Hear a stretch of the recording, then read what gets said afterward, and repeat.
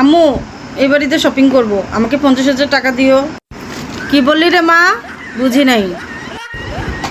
50,000 টাকা দিয়ে শপিং করব? বুঝি নাই আমি। আরে কানে শুনো না নাকি? আচ্ছা যাও, 40,000 দিও। কি কথা বলিস, আমি কিছুই বুঝি না। আচ্ছা 30,000ই দিও। হ্যাঁ বলবি তো ভালো করে বল। আচ্ছা 500 টাকা দিও তো, গজ কাপড় কিনে আমাকে ঈদের জামা বানাই দিও। আরে ওই কথা বলা লাগবো নাকি, লাল কাপড় দিয়ে বানাই দিব নে, আমার একটা মাত্র মাইয়া। এই কথা তো ঠিকই শুনলা, স্বার্থপর, তুমি একটা স্বার্থপর।